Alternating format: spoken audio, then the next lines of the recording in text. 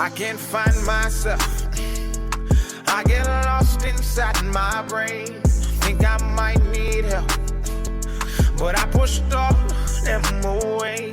I took the cards they dealt, and there's nothing I can change. So when I'm by myself, I just pray for brighter days. Sometimes I sit and I reminisce about the good times. Wish I could get those back. I keep on running these races that go in my mind, and they go on these tracks. I'm not ready to erase all my memories. I fight depression and I let it get the best of me. Now there's nowhere to run, nowhere to go. Look around, there's liquor bottles all on the floor, filling up the space inside my heart and my home, drowning out these thoughts until they leave me alone. I can't find myself. I get lost inside my brain. Think I might need help, but I pushed all them away. I took the cards they dealt, and there's nothing I can change. So when I'm by myself, I just pray for brighter days. These thoughts are draining all my energy. I try to tell them to God, they said I'm going insane, and then they recommended therapy. And I go and talk to a man who's getting paid to explain. He started saying that the chemical imbalance is the reason that my brain ain't connecting to accomplishments associated with moving on in life and past the things that my heart cannot contain, so the happiness won't sustain. And he read me my options. He said, here goes a pill, only take 2 to eat a meal, and it'll numb how I feel. I can't find myself. I get lost inside my brain. Think I might need help, but I pushed all them away. I took the cards they dealt, and there's nothing I can change. So when I'm by myself, I just pray for brighter days. Should I drown all these thoughts, or should I leave them to float? I've got all of my flaws living inside of this boat. I've been anchored in pain, the weight is making me choke. It's getting harder to breathe, it's pulling right at my throat.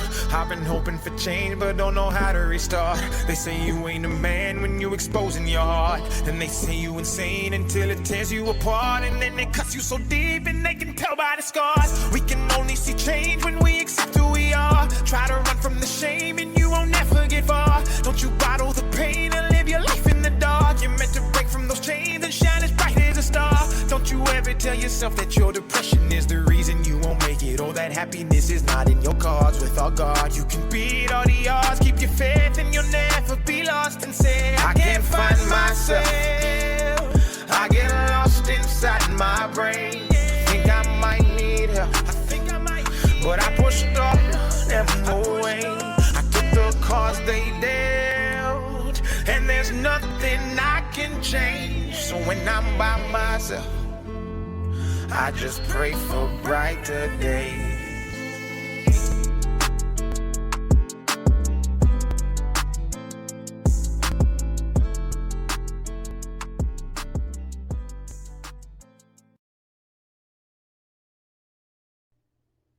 In 01, The Architecture of Protection, Labyrinth of Mental Illness, Psychocausal Simulation, Location, Lecture Hall, Aegis Station, Pyrenees Superstructure, Atmosphere, Sterile, Ozone-Scented, Self-Regulating, Personnel, Director Kiesza, the Architect, Ebba, the Empath, Subject, Eva White, Clinical Profile for Demonstration. Introduction, The Fact and the Truth. Director Kiesza, welcome to the lecture hall. This room is designed for theoretical and psychological analysis, a laboratory for the mind where concepts are broken down into their base elements. My name is Kiesza. As the director and primary strategist of the light, I oversee the fact of our work.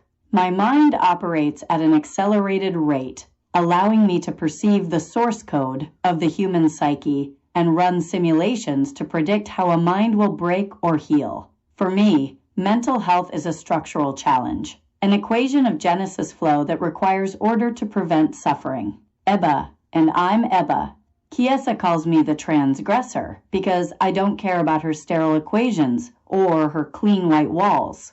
I care about the truth, the messy, painful, somatic reality of living inside a brain that's trying to eat itself. My power isn't logic, it's empathic cognition.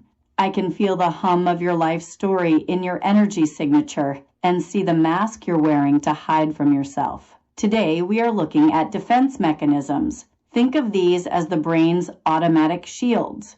Kiesza will tell you how the shield is built. I'll show you why it's burning your hands while you hold it. 2. Quick index of subject matters. Before we dive into our test subject, Eva White, here is the map of the labyrinth we will be exploring. 1. The unconscious engine, how the brain makes decisions 7 seconds before you know it. 2. The amygdala hijack, why your logic center shuts down during a panic attack. 3. Valence hierarchy, the difference between mature and pathological shields. 4. Projection and displacement, why you yell at your partner when you're actually mad at your boss. 5. Intellectualization, using big words and facts to avoid feeling actual pain. 6. Anosognosia, the blind spot, when the brain is too sick to know it's sick. 7. The principle of transference, how we project our past onto the people in our present. 3. The mechanism of the unconscious, Director Kiesza. To understand defenses, we must first understand the unconscious mind. It is not a dark basement, as early theorists thought. In modern science, it is a high-speed processor. Your conscious mind has very low bandwidth. It can only handle a few pieces of information at once. To save energy, the brain delegates most tasks to the unconscious. Ebba, the unconscious, isn't just running the background apps. It's the part of you that flinches before you see the punch. It's also the part that keeps you from feeling a trauma that would otherwise stop your heart. It's a survival engine. IV. Demonstrative case. Eva White. Director Kiesza. Let us introduce Eva White. Eva is a 28-year-old software developer. She presents with high foundation flow, executive function, but a corrupted relational flow, social connection. Clinical fact, Eva has been under chronic stress. Her amygdala, the brain's alarm system, is hyperactive. It is sending constant danger signals to her prefrontal cortex, PFC, the logical part of her brain. Because the alarm won't stop, her PFC is short-circuiting. To survive, her mind has deployed a level 3 neurotic defense.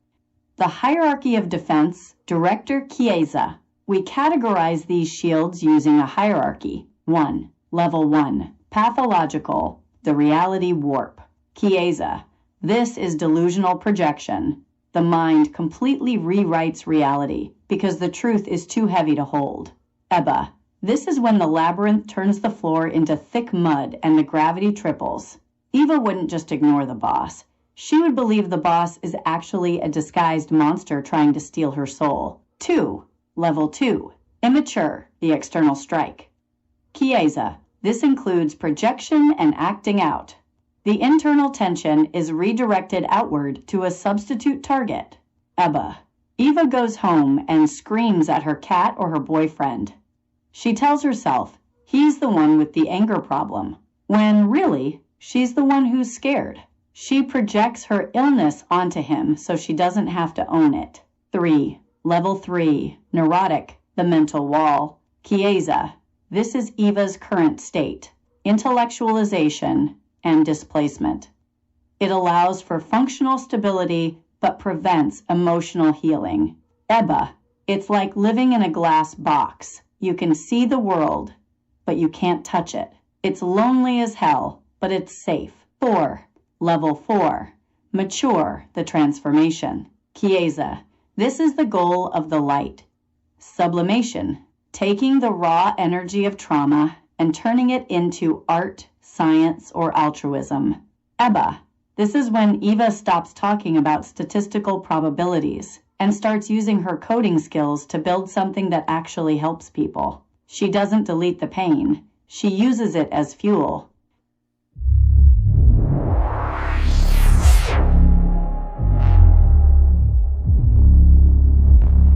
Chapter 2.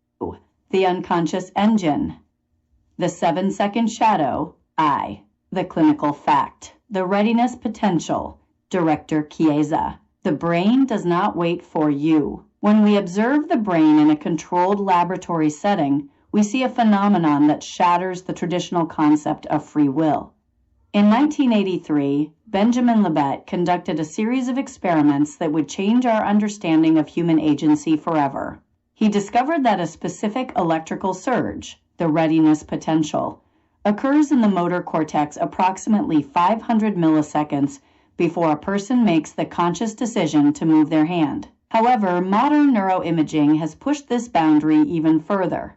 Using functional magnetic resonance imaging, fMRI, and advanced pattern recognition algorithms, we have observed that activity in the frontopolar cortex and the precuneus can predict a subject's choice between two options up to 7 to 10 seconds before the subject reports being aware of their decision. This is the unconscious engine. It is the source code running beneath the user interface of consciousness. From a biological standpoint, the brain is a high-speed prediction machine. It is constantly analyzing millions of data points, ambient temperature, social cues, internal CO2 levels, and historical trauma to prepare the body for the most likely necessary action.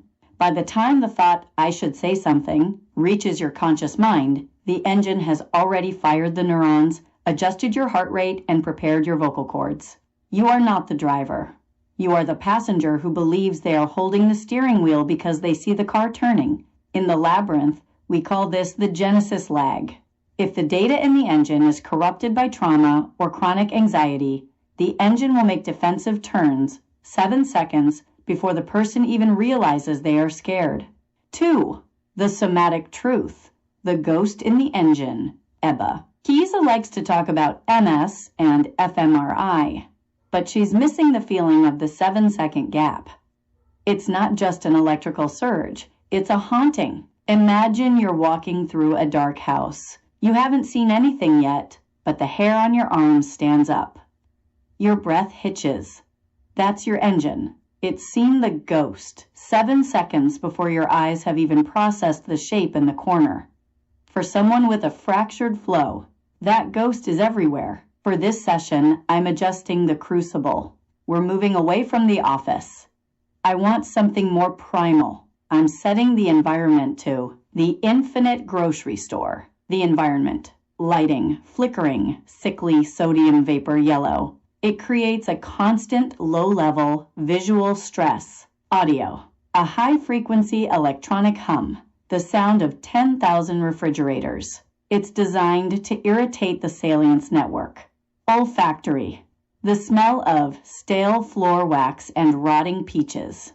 A sensory mismatch that triggers the brain's disgust circuit, which is often linked to social judgment. Eva White, Manifest Profile. In this simulation, Eva is a hypervigilant pleaser. Her unconscious engine is tuned to one frequency, survival through compliance. Her core trauma is a childhood where her needs were only met when she was perfect and invisible. Her engine views any social interaction as a high-stakes bomb disposal mission. 3. The demonstration, the decision before the thought. Ebba, watch Eva. She's standing in aisle 4. She needs to pick a box of cereal, but there's another customer, an NPC, standing 3 feet away. Look at her flow. It's already turning a bruised purple. Director Kiesza, observe the fMRI data feed projected above Eva's head. 1. T minus 10 seconds. The NPC glances at Eva. In Eva's brain, the anterior cingulate cortex, ACC, registers a conflict detection. The engine is already calculating the risk of the NPC judging her choice of cereal. 2. T minus 7 seconds. The frontopolar cortex initiates a withdrawal protocol. The engine has already decided that Eva will put her head down and move to the next aisle without the cereal. 3. T minus 3 seconds. The amygdala fires. A surge of norepinephrine hits her system. Her heart rate, PPG, jumps from 70 to 110 BPM. Eva, inside the simulation. She is standing perfectly still, her hand hovering near a box of granola. To a casual observer, she's just thinking, but her body is vibrating. Her eyes are darting toward the NPC's shoes. Ebba. See that flinch in her thumb? That's the readiness potential. Her motor cortex is already sending the signal to pull back. But her conscious mind? It hasn't caught up yet. It's still trying to figure out why she feels weird. Eva, thinking to herself, I think I'm not really hungry for this. Maybe I'll check the other aisle. I don't want to be in this person's way. They look like they're in a hurry. I'm being annoying just standing here. Ebba. She thinks she's being, quote, considerate. She thinks she decided she wasn't hungry. But she's lying to herself. Her engine decided to run away 7 seconds ago because it felt the ghost of judgment. Her conscious mind is just writing a story to explain why her legs are already moving. IV. The biological path. Fast path versus slow path. Director Kiesza. This illustrates the biological fact of the thalamic switchboard. When the NPC glanced at Eva, the visual data hit her thalamus. From there, it took 2 distinct neural roads. 1, the fast path, the low road. The data traveled directly from the thalamus to the amygdala. This is a blurry, low-resolution sketch of the situation. The amygdala doesn't see a customer, it sees a threat. It acts instantly, triggering the 7-second decision to flee. 2. The slow path, the high road. The data travels to the visual cortex, then the prefrontal cortex, PFC, for analysis. This is a high-resolution photograph. The PFC says, it's just a man looking for oats. In a healthy brain, the PFC, the slow path, can send an inhibitory signal back to the amygdala to say, false alarm, stand down, Ebba. But for Eva, the slow path is a dirt road, and the fast path is a 10-lane highway. Her amygdala is so loud that her PFC can't even get a word in. By the time her logic center says it's just oats, her engine has already turned the car around and driven 3 miles away. V. Predictive coding, creating the labyrinth, Director Kiesza. This leads us to predictive processing. The brain is not a passive receiver of the world. It is an active creator. It uses top-down processing to project its expectations onto the environment. If Eva's unconscious engine predicts social hostility, it will literally color her perception. Ebba, watch what I do to the crucible. I'm going to let the engine take over the visuals. Crucible adjustment greater than the NPC customer begins to change. His face loses its features, becoming a blank, judging mask. His breathing becomes a low-frequency growl. The fluorescent lights overhead begin to buzz in the rhythm of a heartbeat. Eva's heartbeat. Eva, now physically trembling. Why is he looking at me like that? Did I do something? I need to leave. I can't breathe in here. Director Kiesza. Eva is now experiencing a prediction error. Her brain is so convinced of the danger that it is overriding the actual sensory data. She isn't seeing the man anymore. She is seeing her engine's prediction of the man. This is how the labyrinth becomes a prison. The engine creates the monsters it fears, and then reacts to them as if they are real. Sick. The somatic marker, the body's voice, Ebba. There's a way out of this, but it's not through thinking. It's through the somatic marker. The 7-second gap isn't just in the brain. It's in the body. Before Eva knows she's scared, she feels a metallic tang in the back of her throat. Her stomach clenches like a fist. We call these gut feelings, but scientists call them somatic markers. They are the body's way of telling the conscious mind what the engine has already decided. In the labyrinth, we train Eva to listen to the tang, Ebba, through the simulation speakers. Eva, stop. Don't look at the man. Feel the metallic taste in your mouth. That's your engine. It's trying to make a decision for you. It's trying to run. Can you feel the 7-second shadow? Eva, frozen in the aisle. I feel like I'm going to throw up. My legs want to move. Ebba, That's the engine pulling the strings. But you've got a pair of scissors. Breathe. Slow the PPG down. Activate the slow path. Summary of the unconscious engine. Director Kiesza. The fact remains. Your brain is faster than your awareness. It is a predictive machine built on millions of years of evolution and decades of personal experience. It will always try to save you before you know you need saving. Ebba, the truth, is that the engine can be a liar. It's an old dog that's been kicked too many times, so it barks at everyone who walks by. You can't kill the dog, and you can't make it stop barking. Kiesza, Chapter 2 concluded. The engine is primed. The lag is identified. Enough thinking. The thalamic switchboard. The split-second sentry, I. The clinical fact, the great divider. The brain is not a single unified voice. It is a committee that is constantly arguing. At the center of this committee sits the thalamus. In our work at Aegis Station, we view the thalamus as the grand central station of the mind. Every single thing you see, hear, or feel must first pass through this switchboard. It is the gatekeeper. But it is a gatekeeper that is deeply concerned with one thing above all else: survival. When a piece of information enters the thalamus, let's say the sound of a loud bang, the thalamus does not send that information to just one place. It splits the signal in two. It creates two different versions of the news and sends them down two different roads at the same time. 1. The low road, the fast path. This signal goes directly from the thalamus to the amygdala. The amygdala is the brain's alarm system. This road is incredibly short and incredibly fast. It takes about 80 milliseconds for the signal to arrive. This is the first draft of reality. It is blurry, it is low quality, and it is almost always terrified. It doesn't wait for the full picture. If the sound is loud, the amygdala assumes it is a gunshot and tells your heart to start pounding immediately. 2.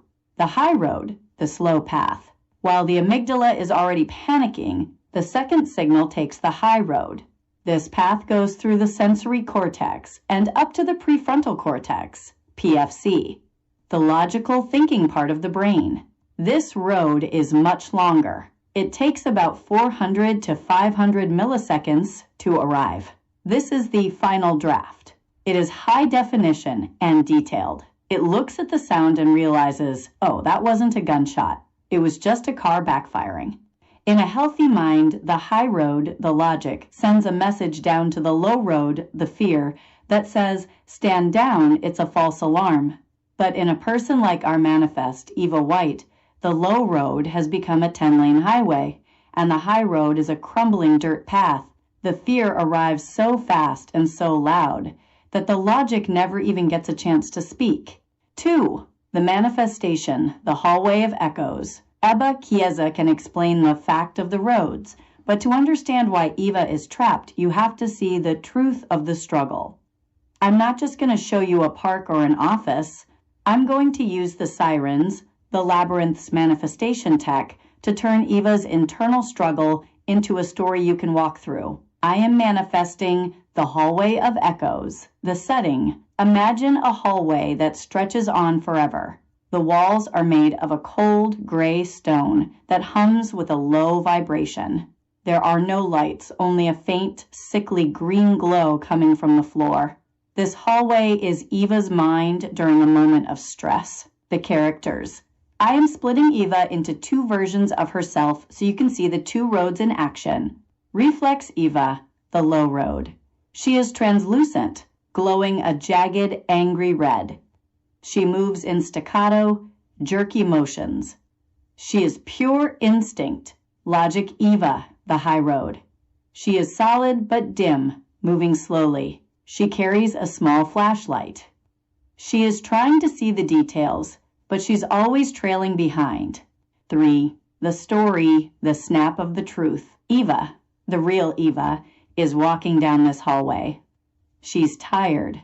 Her genesis flow, her mental energy, is low. which means her thalamic switchboard is already biased toward fear. The trigger. Suddenly, from a dark doorway up ahead comes a sharp metallic clang. The 80-millisecond reaction. In an instant, reflex Eva, the low road, screams. She doesn't look at the doorway. She doesn't check the data. To her, that clang is the sound of a blade. The labyrinth manifests her fear instantly.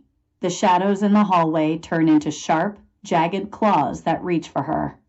Her heart rate in the real world triples. Reflex Eva. It's a knife. Run. We're going to die. She turns and starts sprinting back the way she came. Because she is fast, she is already halfway down the hall before the high road even knows something happened. The 400-millisecond reaction. Now, logic Eva, the high road, reaches the doorway. She's slow. She's late. She shines her flashlight into the dark room. Logic Eva. Wait, stop. Let me look. It's not a knife. It's just a metal bucket that fell over because of the wind from the vent. She sees the fact. She sees the bucket. But Reflex Eva is already gone. She's already in the middle of a full-blown panic attack. The low road has hijacked the body, and the high road is standing in the dark, talking to a bucket. IV. The conflict, the tug-of-war, Ebba. This is where it gets confusing for people who don't live with this. They ask, why can't she just realize it's a bucket? Watch the labyrinth now. I'm making the two Evas fight. Logic Eva tries to shout down the hallway, Eva! It's okay. It's just a bucket. But the sirens manifest the thalamic noise. The hallway begins to roar with a sound like a jet engine. This represents the amygdala hijack. The noise is so loud that Reflex Eva can't hear the logic.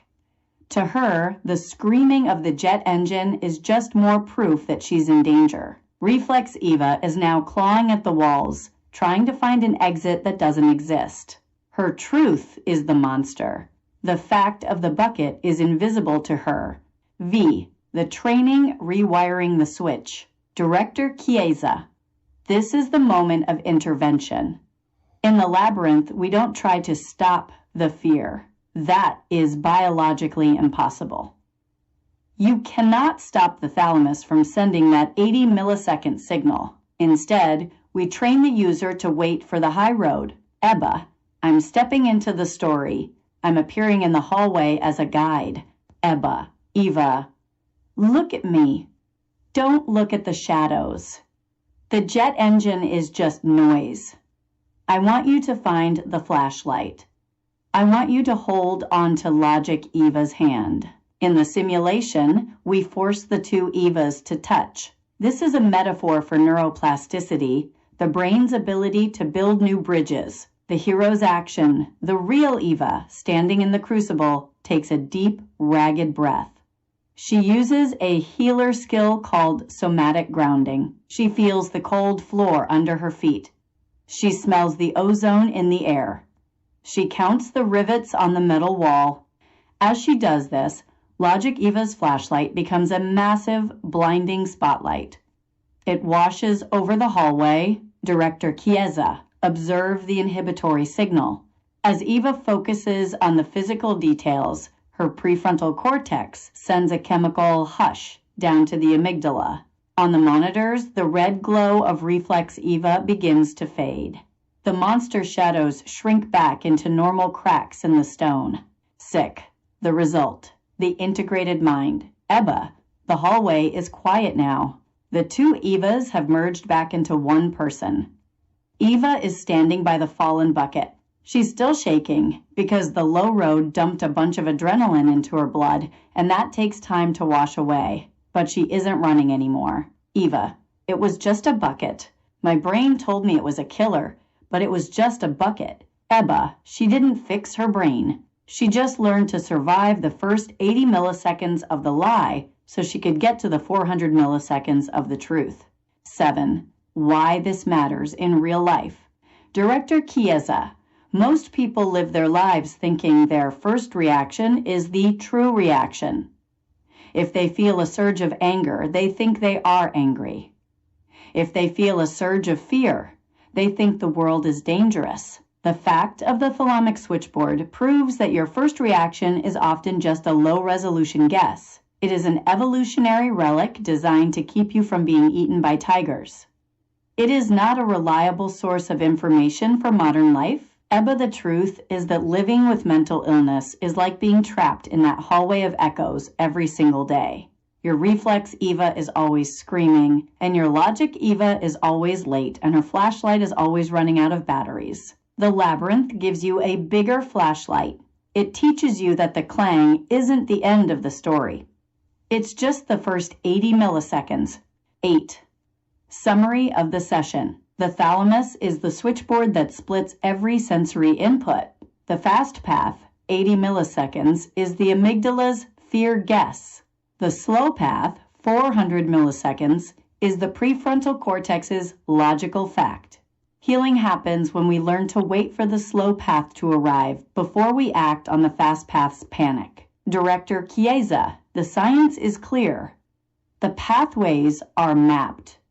The training is ongoing. Ebba, the story isn't over. Eva is still in the hallway, but now she's the one carrying the light. Kiesza, enough.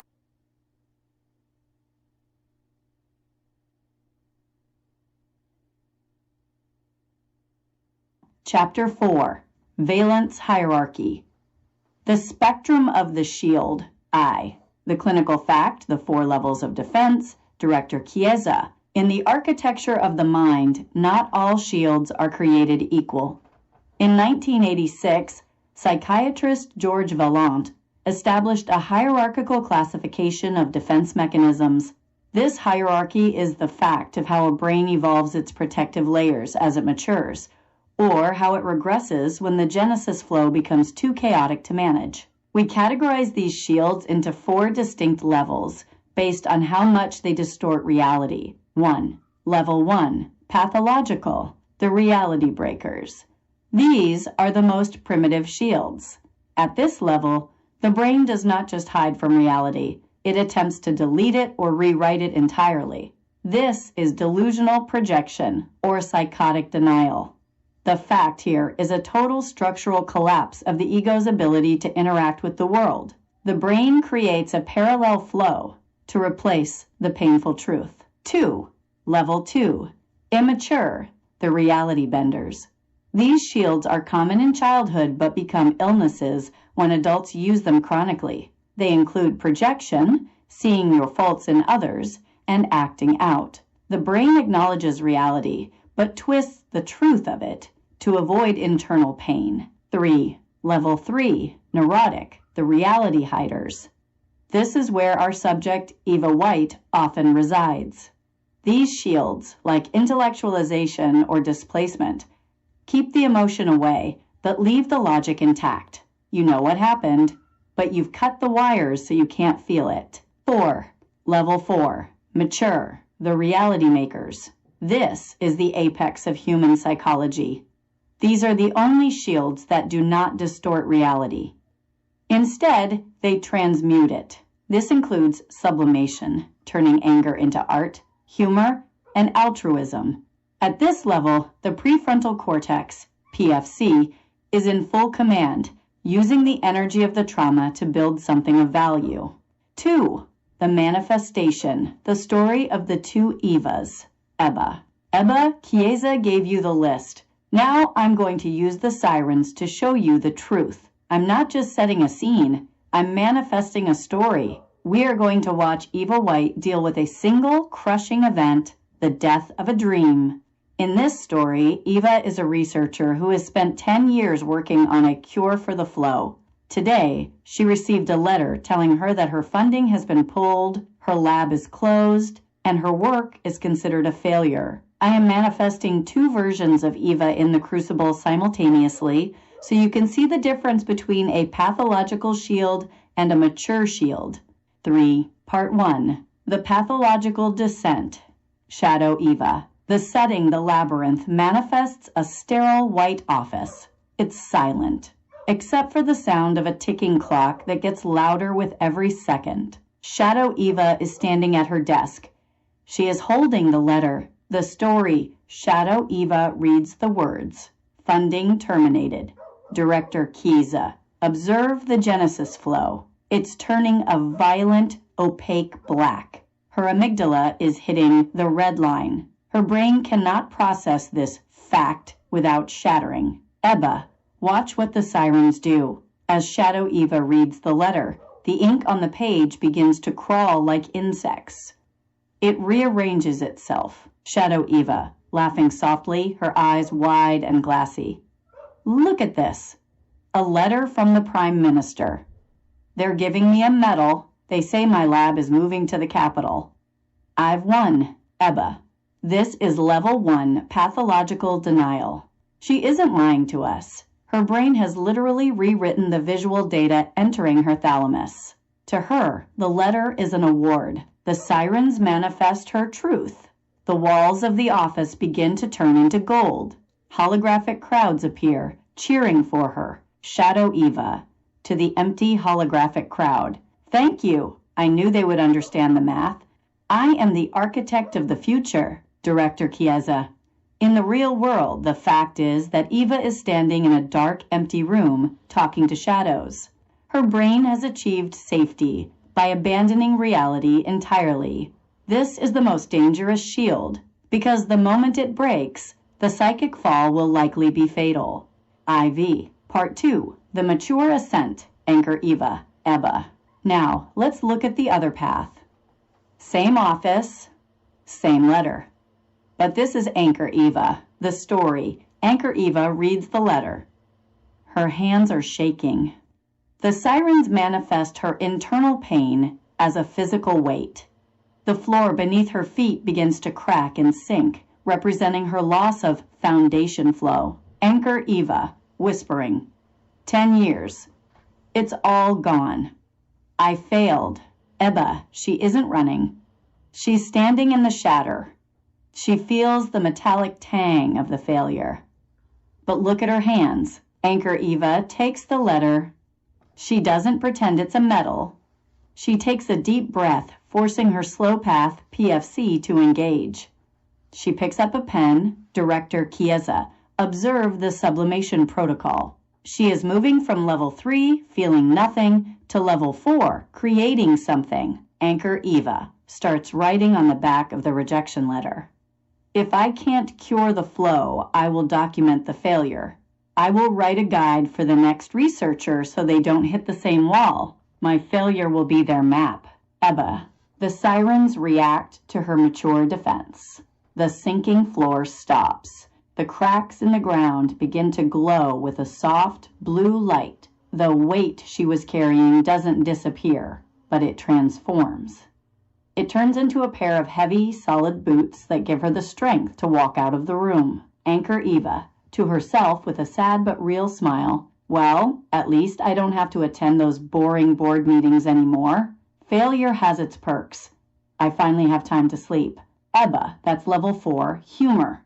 She's using a mature shield to acknowledge the pain, while refusing to let it crush her. She's taking the fact of the loss and turning it into a truth of resilience. V. The conflict. Why the mature path is harder. Director Kiesza. Why does the brain choose the Shadow Eva path? Because it is energy efficient. To do what Shadow Eva did to simply hallucinate a victory takes a lot of creative power, but it requires zero emotional work.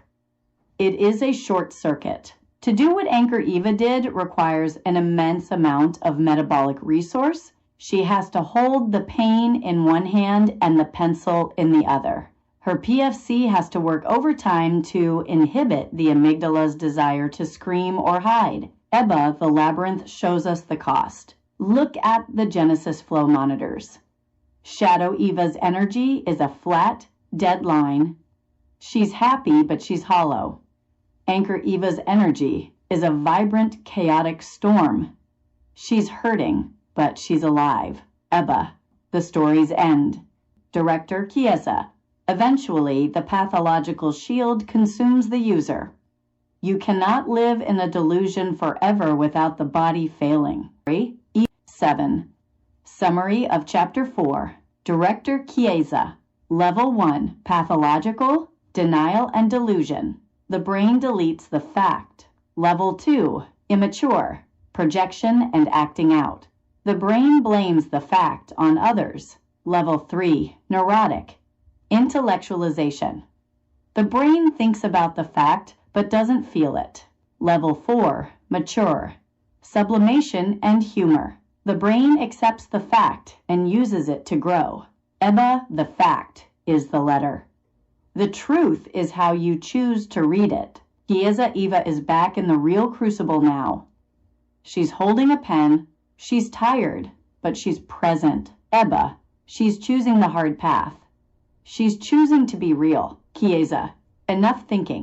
I can't find myself. I get lost inside my brain. Think I might need help, but I pushed all them away.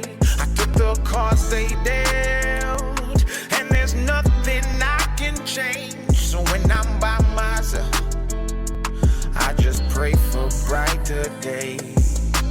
Sometimes I sit and I reminisce about the good times. Wish I could get those back. I keep on running these races that go in my mind, and they go on these tracks. I'm not ready to erase all my memories. I fight depression and I let it get the best of me. Now there's nowhere to run, nowhere to go. Look around, there's liquor bottles all on the floor, filling up the space inside my heart and my home, drowning out these thoughts until they leave me alone. I can't find myself.